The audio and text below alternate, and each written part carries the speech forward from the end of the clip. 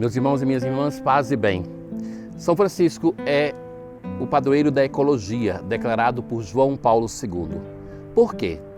Francisco é um santo que teve uma relação toda particular com a natureza.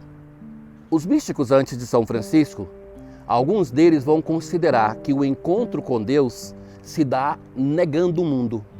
Negando não o mundo como sinônimo de pecado, isso se dá por certo que todo santo nega, mas negando o mundo como criação de Deus. Francisco ele faz uma experiência totalmente diferente.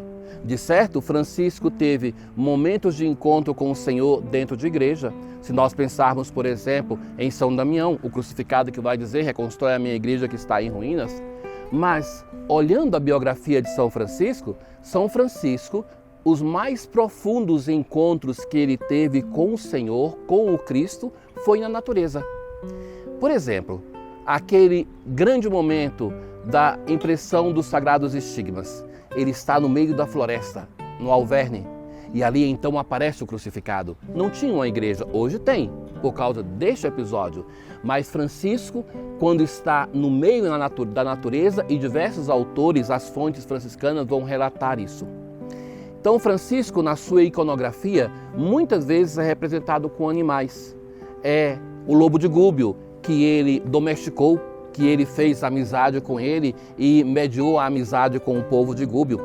É Francisco que, no meio da natureza, rezando, louvando, ele muitas vezes vai pedir aos pássaros para fazerem silêncio porque ele tem que rezar, ou às vezes ele vai se silenciar porque também os pássaros têm direito de rezar, ou às vezes vão rezar juntos em uma colaboração porque toda a obra da criação deve louvar o Senhor.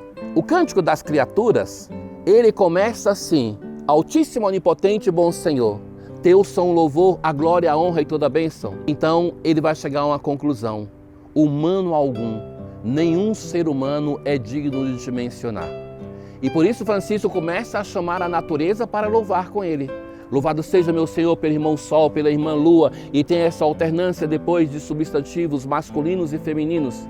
Depois ele vai acrescentar chamado a cidade de Assis para estabelecer a paz entre o bispo e o governante da cidade, o podestá. Ele vai acrescentar a estrofe do perdão e no leito de morte a estrofe sobre a morte. Então, este mosaico do artista, nosso amigo José Ivan Maruim, ele retrata um tanto a espiritualidade de Francisco. Francisco está no meio, fazendo uma coisa que este homem, quando era embalado pela mística, ele queria louvar de qualquer modo. Então ele pegava 2 pedaços de pau e esfregava um no outro como soando um violino. Mas depois ao redor nós temos o sol, a lua, os diversos animais também que pertencem à nossa fauna e flora brasileiras.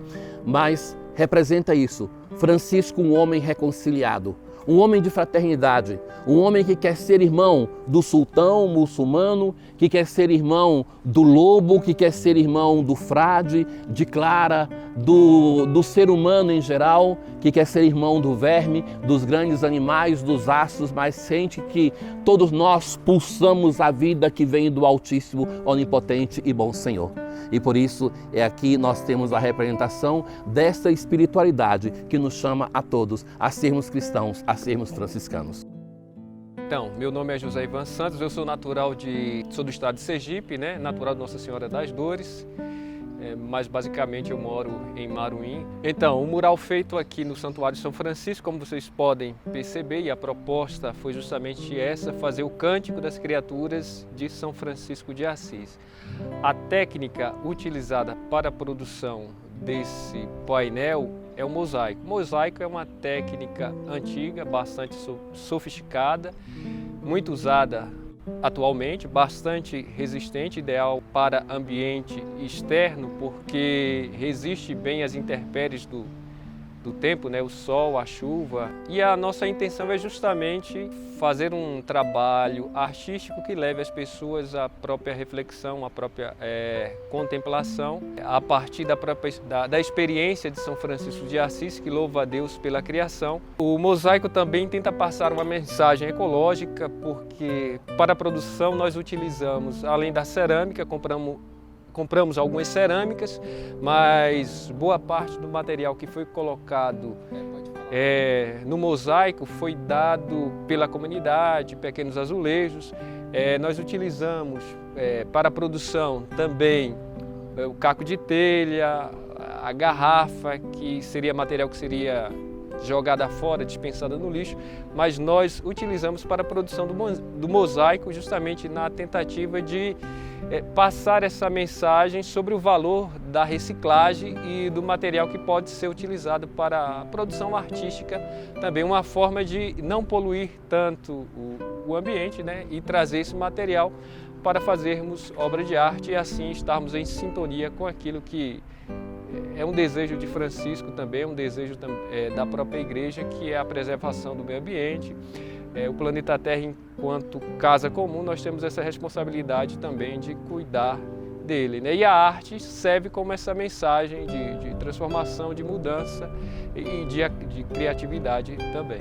Além do mosaico, eu faço também escultura, eu trabalho também com escultura, alto relevo, a pintura, né?